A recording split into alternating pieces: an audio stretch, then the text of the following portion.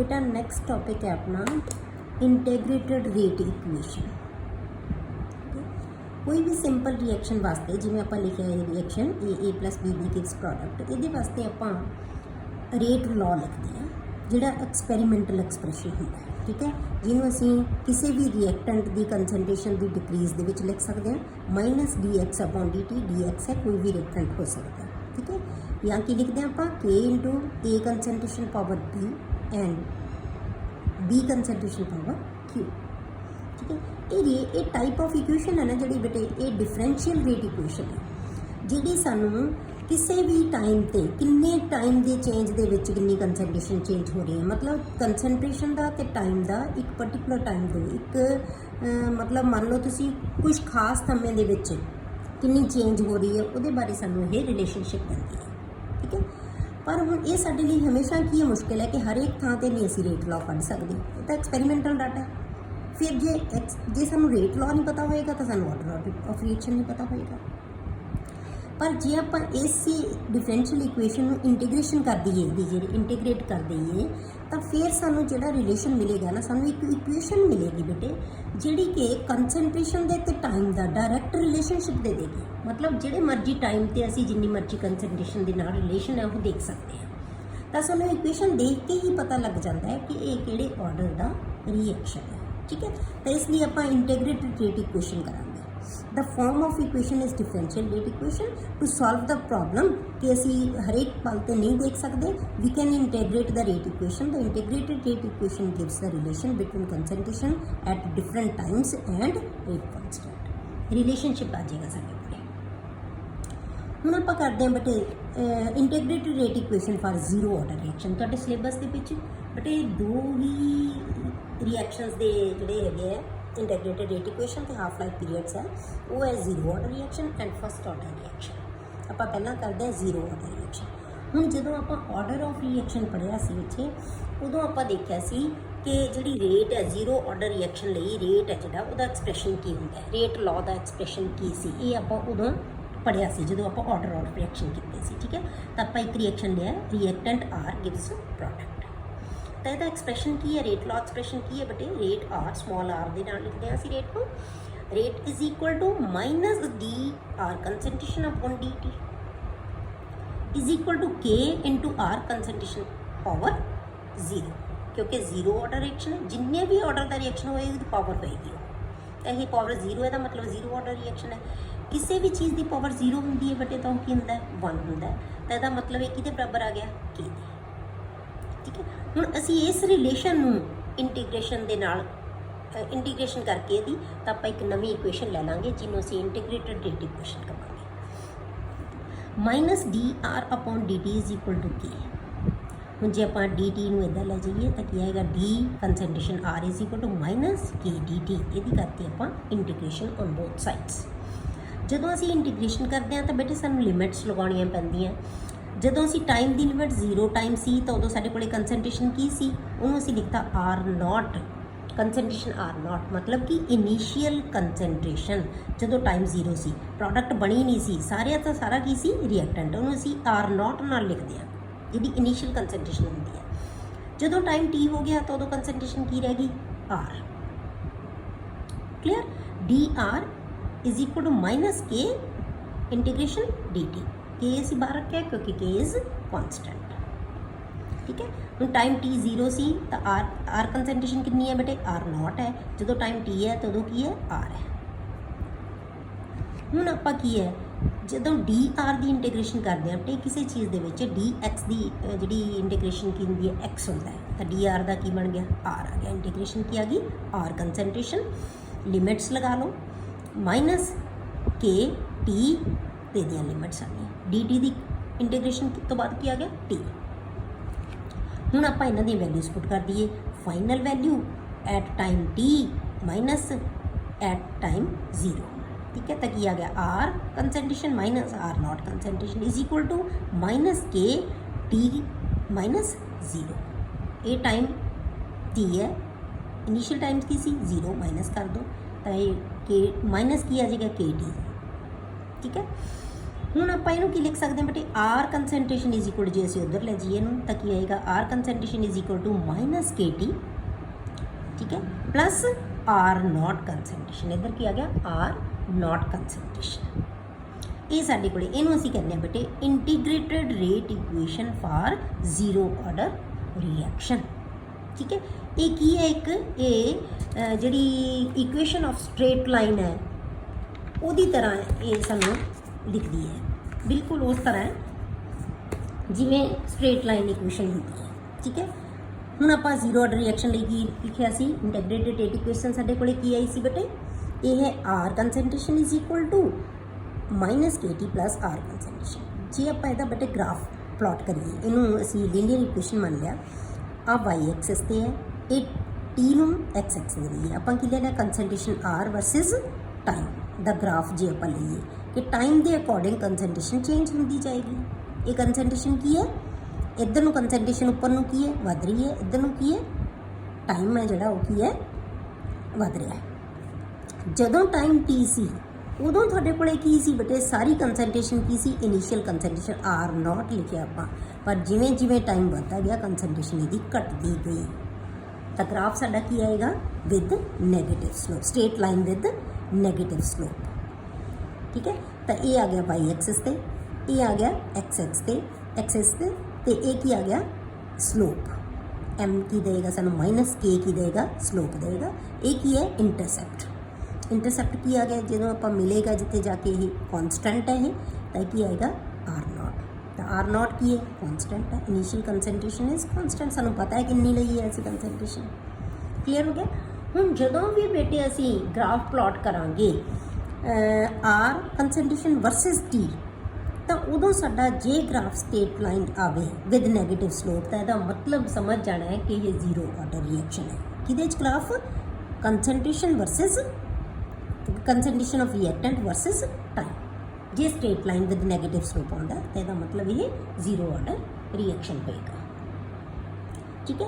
ਹੁਣ ਇਸ ਤੋਂ ਬੇਟੇ ਆਪਾਂ ਹਾਫ ਲਾਈਫ ਕੈਲਕੂਲੇਟ ਕਰ ਸਕਦੇ ਹਾਂ, half life of reaction for zero order reaction. Zero order reaction ਤੋਂ ਪਹਿਲਾਂ ਬੇਟੇ ਸਾਨੂੰ ਇਹ ਪਤਾ ਹੋਣਾ ਚਾਹੀਦਾ ਹੈ ਕਿ ਹਾਫ ਲਾਈਫ ਕਹਿੰਦੇ ਕਿਹਨੂੰ ਅਸੀਂ, ਹਾਫ ਲਾਈਫ ਕੀ ਹੁੰਦੀ ਹੈ। Half life of a reaction is defined as the time during which the concentration of a reactant is reduced to half of its initial concentration. Half life ਉਹ time ਹੈ ਬੇਟੇ ਜਿਸ ਵਿੱਚ ਕਿਸੇ ਵੀ ਰਿਐਕਟੈਂਟ ਦੀ ਜਿਹੜੀ initial concentration ਸੀ ਉਹਦਾ half ਰਹਿ ਜਾਵੇ, ਉਸ ਟਾਈਮ ਨੂੰ ਅਸੀਂ ਕੀ ਕਹਿੰਦੇ ਹਾਂ, ਹਾਫ ਲਾਈਫ ਪੀਰੀਅਡ ਜਾਂ half life of a reaction, clear. Zero order reaction ਦੀ ਹੁਣ ਆਪਾਂ ਜੇ ਇੰਟੀਗ੍ਰੇਟਡ ਰੇਟ ਇਕੁਏਸ਼ਨ ਲਈਏ, ਕਿਹੜੇ ਲਿਆ ਸੀ ਆਪਾਂ, R gives product, same reaction ਲਵਾਂਗੇ ਤਾਂ R concentration is equal to R0 concentration minus KT। ਹੁਣ ਇਹਦੇ ਵਿੱਚ ਸਾਨੂੰ ਇਹ ਸਾਰਾ ਕੁਝ ਪਤਾ ਹੋਣਾ ਚਾਹੀਦਾ ਵੀ ਕੀ ਹੈ। R0 ਕੰਸੈਂਟ੍ਰੇਸ਼ਨ ਕੀ ਹੈ ਬੇਟਾ, ਇਨੀਸ਼ੀਅਲ ਕੰਸੈਂਟ੍ਰੇਸ਼ਨ ਆਫ R ਕੰਸੈਂਟ੍ਰੇਸ਼ਨ ਕੀ ਹੈ, ਕੰਸੈਂਟ੍ਰੇਸ਼ਨ, ਇਹ ਕੰਸੈਂਟ੍ਰੇਸ਼ਨ ਕਿਹੜੀ ਹੈ ਬੇਟੇ, ਰਿਮੇਨਿੰਗ ਕੰਸੈਂਟ੍ਰੇਸ਼ਨ, ਜਿੰਨੀ ਅਸੀਂ ਯੂਜ਼ ਕਰ ਸਕੇ ਉਸ ਤੋਂ ਬਾਅਦ ਜਿਹੜੀ ਬਚ ਗਈ ਕੰਸੈਂਟ੍ਰੇਸ਼ਨ ਉਹ R ਹੈ। ਇੱਥੇ ਬੱਚਿਆਂ ਨੂੰ ਕਨਫਿਊਜ਼ਨ ਹੁੰਦੀ ਹੈ, ਇਹ ਜਿਹੜੀ ਯੂਜ਼ ਹੋਗੀ ਉਹ ਕੰਸੈਂਟ੍ਰੇਸ਼ਨ ਨਹੀਂ, ਇਹ ਜਿਹੜੀ ਰਿਮੇਨਿੰਗ ਕੰਸੈਂਟ੍ਰੇਸ਼ਨ ਹੈ of R at time T। K is rate constant and T is time in which R0 changes to R, ठीक है। ਹੁਣ ਆ ਗਿਆ at time T is equal to 1/2, ਕਿਉਂਕਿ ਅਸੀਂ ਹਾਫ ਲਾਈਫ ਕੱਢਣੀ ਹੈ, ਤਾਂ ਜੇ ਆਪਾਂ ਟਾਈਮ ਨੂੰ T ਹਾਫ ਲੈ ਲਈਏ ਉਦੋਂ ਫਿਰ ਸਾਡੇ ਕੋਲੇ ਕੀ ਰਹਿ ਜਾਏਗਾ ਬੇਟੇ, ਜਿਹੜੀ R ਕੰਸੈਂਟ੍ਰੇਸ਼ਨ ਹੈ ਨਾ ਉਹ ਕਿੰਨੀ ਰਹਿ ਜਾਏਗੀ, R0 ਕੰਸੈਂਟ੍ਰੇਸ਼ਨ ਡਿਵਾਈਡਡ ਬਾਈ 2, ਅੱਧੀ ਰਹਿ ਜਾਏਗੀ। ਇਹਨੂੰ ਹੀ ਆਪਾਂ ਹਾਫ ਲਾਈਫ ਕਿਹਾ ਸੀ ਕਿ ਜਿਹੜੀ ਕੰਸੈਂਟ੍ਰੇਸ਼ਨ ਉਹ ਕੀ ਰਹਿ ਜਾਏਗੀ, ਹਾਫ ਲੈ ਜਾਏਗੀ। ਪਰ ਜਦੋਂ ਅਸੀਂ ਹਾਫ ਕੱਢਣਾ ਹੈ ਨਾ ਬੇਟੇ ਉਦੋਂ ਤਾਂ ਅਸੀਂ ਇੱਦਾਂ ਯੂਜ਼ ਕਰ ਲਾਂਗੇ, ਤਾਂ ਸਾਨੂੰ ਕੋਈ ਫਰਕ ਨਹੀਂ ਪੈਂਦਾ। ਐਕਚੁਅਲੀ ਤੁਸੀਂ ਜਿਹੜੀ ਰਿਮੇਨਿੰਗ ਕੰਸੈਂਟ੍ਰੇਸ਼ਨ ਨਾ R ਦੀ ਕੰਸੈਂਟ੍ਰੇਸ਼ਨ ਕੱਢਣੀ ਹੈ ਉਹ ਹਮੇਸ਼ਾ ਕਿਵੇਂ ਲਿਖਣੀ ਹੈ, R0 ਕੰਸੈਂਟ੍ਰੇਸ਼ਨ ਜਿਹੜੀ ਕਿ ਇਨੀਸ਼ੀਅਲ ਕੰਸੈਂਟ੍ਰੇਸ਼ਨ ਸੀ ਮਾਈਨਸ ਜਿੰਨੀ ਫ੍ਰੈਕਸ਼ਨ ਯੂਜ਼ ਹੋ ਚੁੱਕੀ, ਕਿੰਨੀ ਯੂਜ਼ ਹੋ ਚੁੱਕੀ ਬੇਟੇ, half of R0 concentration, initial concentration ਦਾ ਹਾਫ ਯੂਜ਼ ਹੋ ਗਿਆ। ਤਾਂ ਇੱਥੋਂ ਅਸੀਂ ਇਵੇਂ ਇਹਨੂੰ ਲਿਖਣਾ ਹੈ ਹਮੇਸ਼ਾ, R0 ਮਾਈਨਸ 1/2 ਆਫ R0। ਇਹ ਤਾਂ ਸਾਡੇ ਕੋਲੇ ਉਨਾ ਹੀ ਆਏਗਾ, 2R ਮਾਈਨਸ R0/2 ਸੇਮ ਆ ਗਿਆ। ਪਰ ਜੇ ਬਾਈ ਚਾਂਸ ਇੱਥੇ ਹੁੰਦਾ 1/3 ਟਾਈਮ 1/3 ਕੈਲਕੂਲੇਟ ਕਰਨਾ ਆਪਾਂ, फिर की करते ਆਪਾਂ बेटे, ਇੱਥੇ ਆਪਾਂ R0/3 कर ਦਿੰਦੇ। नो, ये गलत हो जाना सी। फिर ਆਪਾਂ ਕੀ ਕਰਾਂਗੇ, ਇੱਥੋਂ ਕੱਢਾਂਗੇ ਇਹ ਕੰਸੈਂਟ੍ਰੇਸ਼ਨ ਕਿਵੇਂ ਆਏਗੀ, R0 concentration minus 1/3 of R0 concentration. तो 3 इधर मल्टीप्लाई का 3R0 माइनस R0 2R0/3 आ जाना है। तो इतने 2R0/3 होना है, ना कि R0/3 आएगा। ठीक है, इनू याद रखना है तुसी। रिमेनिंग कंसनट्रेशन हमेशा जो 1/2 कटनी है उदों तो चाहे डायरैक्ट लिख दो, कोई फर्क नहीं पैंदा, क्योंकि हाफ यूज़ होगी, हाफ जिन्नी यूज़ हुई उन्नी बची है, कोई फर्क नहीं पैंदा। ਹੁਣ ਆਪਾਂ ਜੇ ਇਹਨੂੰ ਇੰਟੀਗ੍ਰੇਟਡ ਰੇਟ ਇਕੁਏਸ਼ਨ ਨੂੰ ਆਪਾਂ ਟੀ ਦੀ ਫਾਰਮ ਦੇ ਵਿੱਚ ਲੈ ਕੇ ਆਈਏ। ਟੀ ਦੀ ਫਾਰਮ ਦੇ ਵਿੱਚ ਜਦੋਂ ਅਸੀਂ ਲੈ ਕੇ ਆਵਾਂਗੇ ਤਾਂ ਕੀ ਆਏਗਾ ਸਾਡੇ ਕੋਲੇ ਬੇਟੇ, KT = KT ਕਿੰਨਾ ਆ ਗਿਆ, R0 ਮਾਈਨਸ R। T ਕਿੰਨਾ ਆ ਜਾਏਗਾ, R0 - R/K। ਹੁਣ ਇਹਦੀ ਵੈਲਿਊਜ਼ ਪੁੱਟ ਕਰ ਦਿਓ। ਸਾਨੂੰ R0 ਦੀ ਵੀ ਵੈਲਿਊ ਪਤਾ ਹੈ ਤੇ R ਦੀ ਵੀ ਵੈਲਿਊ ਪਤਾ ਹੈ। ਠੀਕ ਹੈ, ਜਿੰਨੀ ਆਪਾਂ ਹੁਣ R0 ਤਾਂ ਸਾਨੂੰ ਪਤਾ ਹੀ ਹੈ, R0 ਹੀ ਹੈ, ਇਨੀਸ਼ੀਅਲ ਤਾਂ ਕਨਸਟੈਂਟ ਹੀ ਹੈ, ਮਾਈਨਸ R ਕੰਸੈਂਟ੍ਰੇਸ਼ਨ ਕਿੰਨੀ ਹੈ ਬੇਟੇ, ਇਹ ਇਹਦਾ ਹਾਫ ਰਹਿ ਗਿਆ, ਤਾਂ ਇਹਦੀ ਵੈਲਿਊ ਪੁੱਟ ਕਰ ਦਿਓ, R0/2 ਪੁੱਟ ਕਰ ਦਿਓ।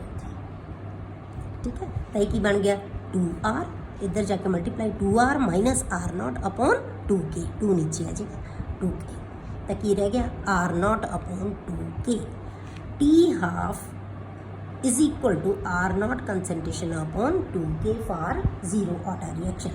ਇਹਦਾ ਮਤਲਬ ਕੀ ਹੈ ਕਿ ਜ਼ੀਰੋ ਆਰਡਰ ਰਿਐਕਸ਼ਨ ਲਈ ਬੇਟੇ ਇਸ ਰਿਲੇਸ਼ਨਸ਼ਿਪ ਤੋਂ ਸਾਨੂੰ ਕਲੀਅਰ, ਇਹ ਹਾਫ ਲਾਈਫ ਜਿੱਥੇ ਵੀ ਕੱਢਣਾ ਆ ਗਿਆ ਤੁਸੀਂ ਆਹੀ ਫਾਰਮੂਲਾ ਲਗਾਉਣਾ ਹੈ ਬਸ।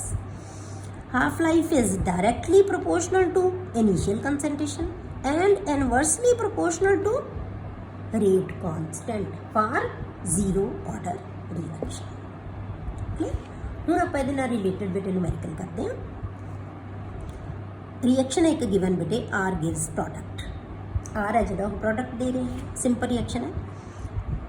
इन a zero order reaction if time taken for 50% completion is 2 minutes, 50% complete होने 2 मिनट लगती है, find the time required for 75% completion of reaction. 50% ਲਈ ਤੁਹਾਨੂੰ टाइम देता, ਹੁਣ ਤੁਸੀਂ ਕੀ ਹੈ 75 कंप्लीशन ਲਈ ਤੁਹਾਨੂੰ टाइम ਕੱਢਣਾ है। ਹੁਣ ਜਦੋਂ ਟਾਈਮ ਲਈ ਸਾਡੇ ਕੋਲ ਆ ਦੋ ਚੀਜ਼ਾਂ, T = R0 ਕੰਸੈਂਟ੍ਰੇਸ਼ਨ ਅਪੋਨ K। ਹੁਣ ਸਾਡੇ ਕੋਲ ਇਹ ਤਾਂ ਜਦੋਂ ਪਰਸੈਂਟੇਜ ਦਿੱਤੀ ਹੋਈ ਹੈ ਤਾਂ ਮਤਲਬ ਇਹ ਸਾਨੂੰ ਕੰਸੈਂਟ੍ਰੇਸ਼ਨ ਦਾ ਤਾਂ ਪਤਾ ਹੋਏਗਾ, ਪਰ T ਤੇ K ਚੋਂ ਇੱਕ ਵੈਲਿਊ ਤਾਂ ਸਾਨੂੰ ਪਤਾ ਹੋਣੀ ਚਾਹੀਦੀ ਹੈ ਨਾ।